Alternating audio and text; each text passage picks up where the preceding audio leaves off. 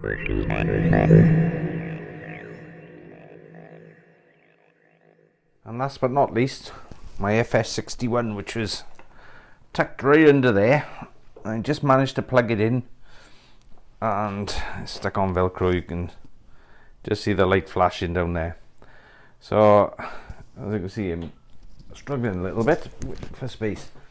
So now this is an 8-channel light as well, the same software.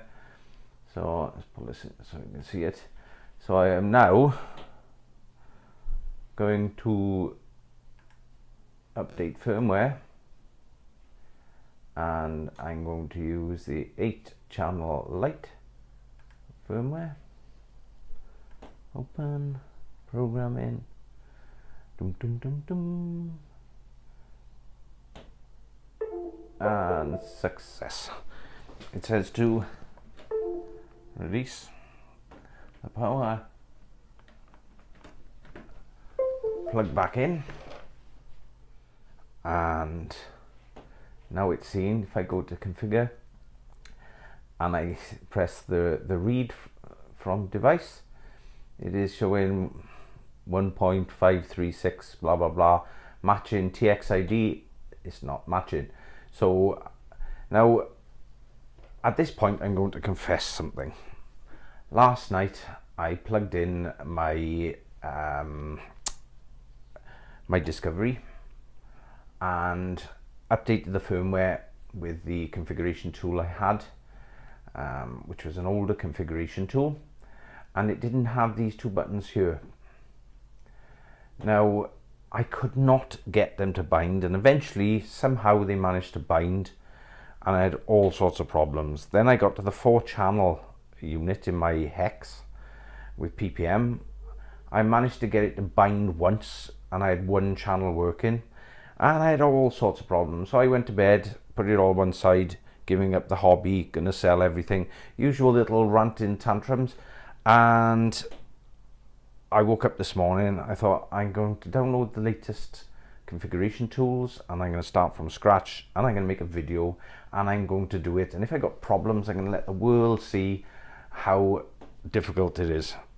Well, I got a bit of egg on my face now because it actually worked quite well. So yeah, you have to press that or that. Set up low latency transmission mode. Fast transmission, synchronized to TX, 5-channel transmitted from RX. PPM 6-channel output for control, plus upstat, fail-safe suspend, PPM emission. Right, I've not looked into that, so a bit wary about what's going on, and it's in 6-channel because it's using the upstat, like telemetry, I assume. So anyway, what I'm going to do is I'm going to go for the traditional. Succeeded. Good old-fashioned. I've got 12 channels on PPM, or 8 channels in PWM. So if I unplug that and recycle it, and plug it back in, I can refresh the connection. Come on, right. Read settings from device. Everything is still the same. Servo mapping. I'm not going to configure for PPM. Keep it all traditional. Read settings from receiver, and I've got the full 8 channels available. So servo output. Right. So all I need to do now is bind it. So hopefully this is my very last one. Low power on the transmitter, press and hold the button. Welcome to OpenTM. And wait for the confirmation beeps. 1, 2, 3, there's the beeps, and then it should start pulsing. Now I'm going to release the button. It's exactly the same way as I've done them all. So I'm now going to go to bind. I got the transmitter on my lap, so it's within half a meter of the antenna for the receiver, and I'm going to bind. The light's gone off, it's pulsed, it's fast pulsed, and I got a heartbeat. Hooray! Bind succeeded.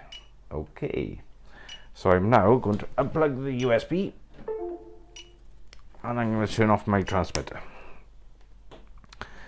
And I'm going to turn it back on. Welcome to OpenTX. And I'm going to plug in that and make sure into the USB and make sure I get the heartbeat. I will then go to configure and I will read device settings 15036.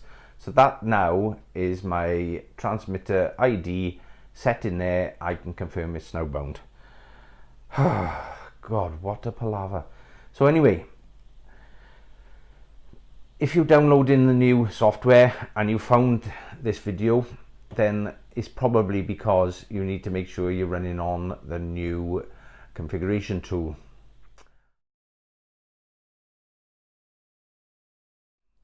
But be careful, make sure you go through all the settings. Now, once you've done all these settings, plug them into your NASA software, into your flight control software, and double check, because the settings may have changed. You might find slight differences. So you need to check, recalibrate, do all the bits to do as if you're setting up the new model again. Pain in the ass, I know, but that's what updating firmware is. What else? Fail safes. When you've finished, make sure you set all your fail safes.